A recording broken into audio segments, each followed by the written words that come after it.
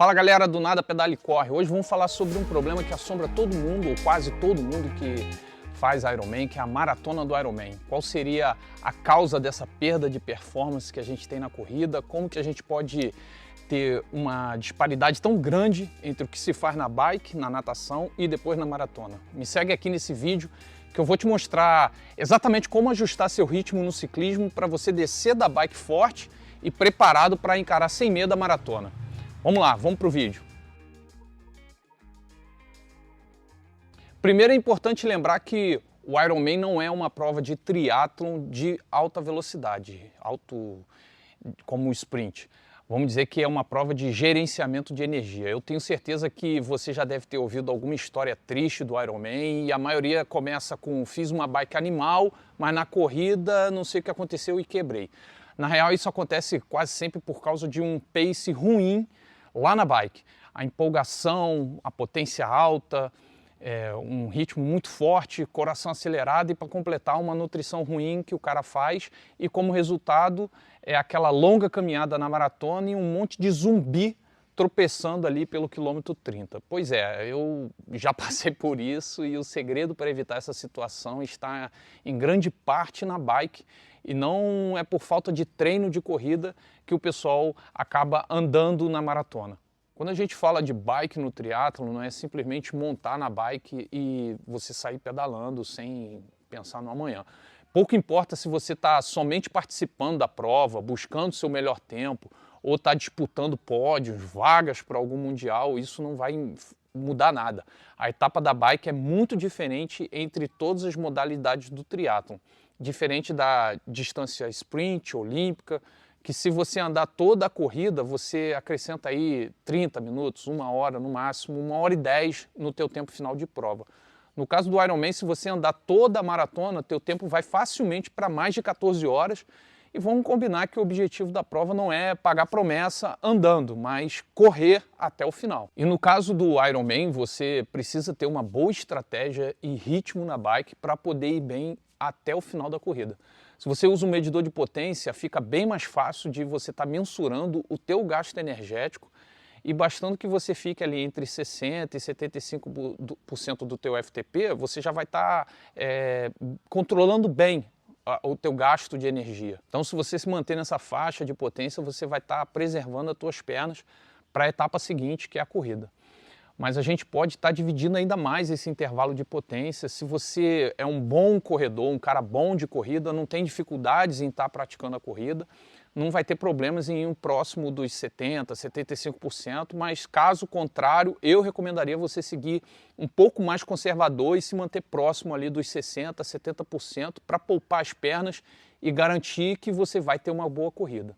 Se você não tem um medidor de potência, use a frequência cardíaca ali entre 78% e 83% do teu máximo. É importante sempre que você esteja com as tuas zonas de treinamento, né, as tuas zonas de potência, zonas de batimento cardíaco bem calibradas para que isso funcione. E você não pode ficar preso somente a esses números que eu acabei de falar. A gente também deve ficar atento à percepção subjetiva de esforço, que é um determinante aí para a tua performance. Olhando os números que eu falei, parece que não tem grandes diferenças, mas quando a gente fala em ganhos no pedal, você pode cortar aí uns 5, 10 minutos, mas isso pode ser a diferença entre você correr ou estar andando por horas ali na maratona, aumentando significativamente o teu tempo de prova de maneira assim absurda. Eu sei que é tentador sair acelerando, ainda mais se um grupo de vaqueiros passar 1000 por hora ali por você, mas resistir vai ser crucial para você ter sucesso na tua prova. Nos primeiros 10, 15 quilômetros, seu foco deve ser segurar a emoção e a ansiedade.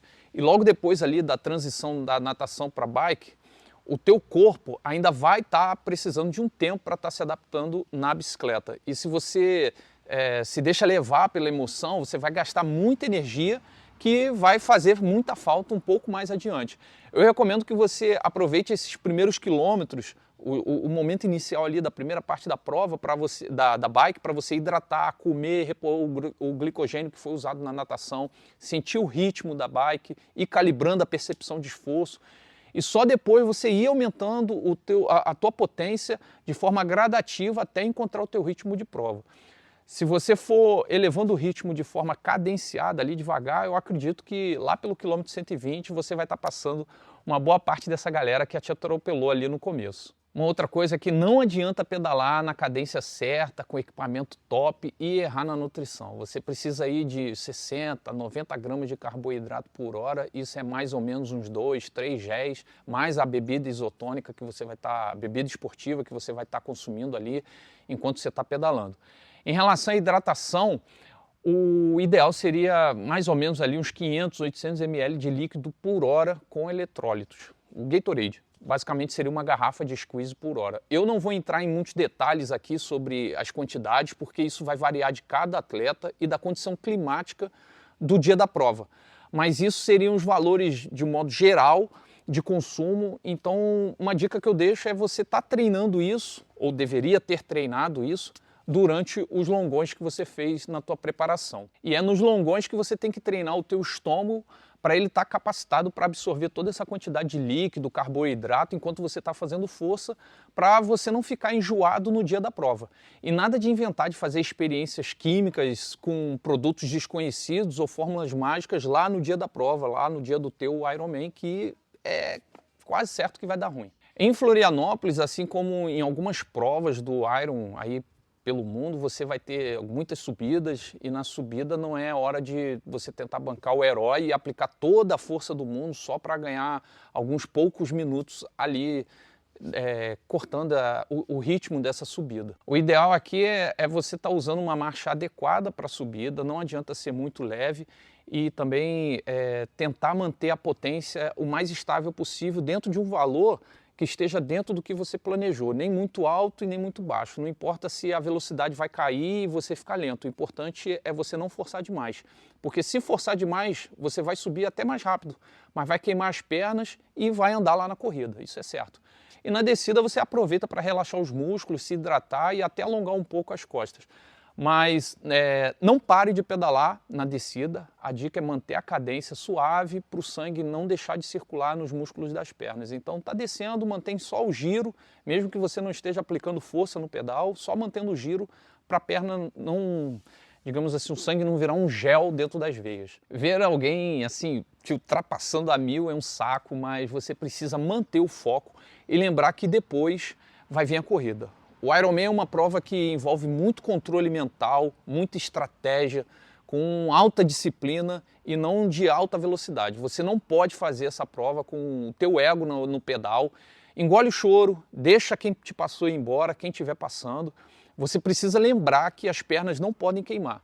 Se isso acontecer, você vai andar na corrida. Se você terminar a bike com a sensação que tinha como ir um pouco mais rápido, eu digo que você acertou a medida do esforço que você aplicou aí durante a perna do pedal. E para fechar ali nos últimos quilômetros da bike, você vai se preparar para a transição e aqui você deve aumentar um pouco a cadência, eleva um pouco a cadência, bota uma marcha um pouco mais leve para ativar as pernas e deixá-las prontas para a corrida. Vale a pena também dar uma alongada nas costas, sair do clipe para ir tomando uma postura mais ereta ali nos últimos 2 quilômetros antes da transição.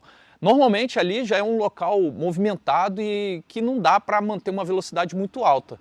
E quando você pisar no asfalto para correr, não sai explodindo, começa num ritmo confortável, vai ajustando até chegar no primeiro ponto de hidratação da corrida. Isso deve ser 1 a 2 quilômetros ali depois da transição e conforme você vai sentindo a prova, você vai aumentando aí o teu ritmo até o ritmo que você programou para estar fazendo a tua maratona do Ironman. Então, galera, eu tenho certeza de que se você seguir essas dicas, vai fazer um excelente pedal e vai certamente se sair muito bem na sua maratona e economizando muitos minutos ou até horas no tempo final de prova aí do teu Ironman. Meu primeiro Ironman foi em Cozumel e eu abusei um pouco na bike em relação ao meu condicionamento na época e por isso eu fiz uma corrida desgraçadamente ruim. Alguns anos depois de eu controlando melhor meu ritmo na bike, fiz a maratona quase 1 hora mais rápido do que essa primeira maratona. Então, se você quer correr bem, precisa dominar a bike do Ironman com muita estratégia e paciência para ficar pedalando sem se afobar e querer ir mais rápido. Se você precisa de ajuda com seus treinos e quer montar uma boa estratégia para suas provas, para sua corrida deixar de ser o seu castigo no final do Ironman, manda uma mensagem para mim aqui nesse e-mail e vamos conversar sobre um plano pensando para você superar seus limites. Se esse vídeo te ajudou, deixa um like, compartilha com aquele amigo que sempre quebra na corrida e inscreva-se no canal para não perder nenhuma dica que certamente vai elevar o seu nível no esporte e melhorar a sua qualidade de vida. Até a próxima e bons treinos, rapaziada. Valeu, abraço!